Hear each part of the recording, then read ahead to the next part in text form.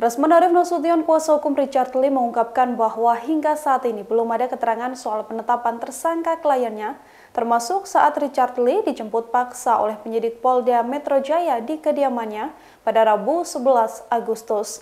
Rasman mengungkapkan bahwa penangkapan Richard Lee terkesan terburu-buru. Dikutip dari Tribunnews.com, sebelum Dr. Richard ditangkap, Rasman mengaku bahwa belum ada pemberitahuan soal status klien yang menjadi tersangka. Pihaknya bahkan mengaku kaget karena tiba-tiba kliennya didatangi kepolisian dan ditunjukkan surat tersangka. Rasman menilai penangkapan Richard Lee terkesan terburu-buru tanpa adanya pemberitahuan terlebih dahulu. Dalam unggahan di akun Instagramnya, Rasman juga menuturkan bahwa kliennya diperlakukan tidak baik saat proses penangkapan. Apalagi saat itu Dr. Richard tidak diizinkan didampingi kuasa hukumnya. Rasman juga mengatakan Dr. Richard tidak boleh izin ke toilet ketika hendak dibawa ke kepolisian.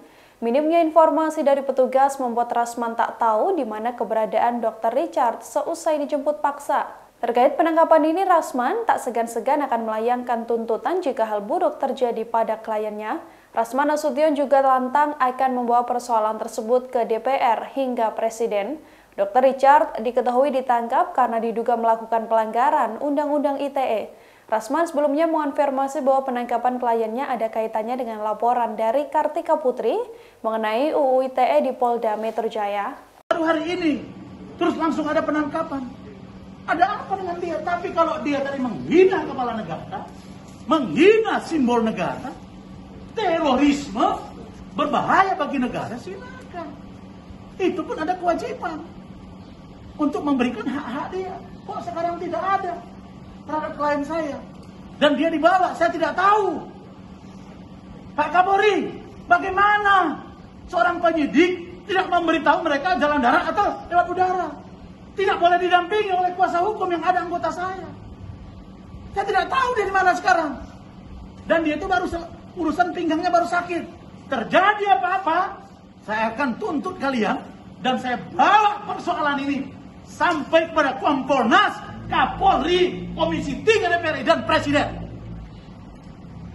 Karena saya sebagai salah satu jubirnya Pak Jokowi Ma'ruf Pilpres kemarin, kita punya prinsip menegakkan hukum, kata Pak Jokowi, dilakukan dengan tidak boleh atas kepentingan siapapun, kelompok siapapun, harus dengan cara yang benar dan humanis, sesuai dengan yang disampaikan oleh Pak Listio Sigit Prabowo selaku Kapolri. Karena itu kami akan pertimbangkan apakah ini akan kami lakukan permintaan gelar perkara sesuai dengan peraturan Kapolri, apakah akan kami lakukan pra peradilan, kita akan lihat. Ini kasus yang menurut saya remeh-temeh, tapi diperlakukan dengan sangat tidak baik dan sopan. Dan penyidiknya kenapa tidak berani berargumentasi hukum dengan saya? Charles, kamu ngomong dengan saya. Jumpa kita di sini. Saya tidak mungkin menghalangi klien saya kalau Anda benar. Jadi saya minta, sekali lagi, dalam hal penegakan hukum ini, marilah kita sama-sama melaksanakan kewajiban kita.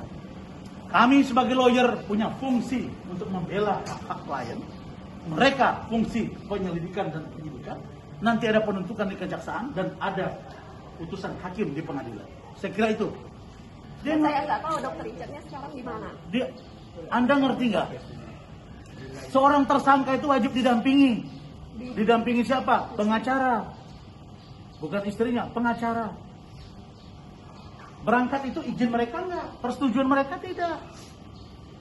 Tanda tangan tidak? Tadi tanda tangan nggak? Berangkat sendirian, kami tidak tahu jalan darat atau udara, kami tidak tahu. Demikian informasi kali ini, nantikan informasi terbaru lainnya hanya di Tribun News. Terima kasih sudah nonton, jangan lupa like, subscribe, dan share ya.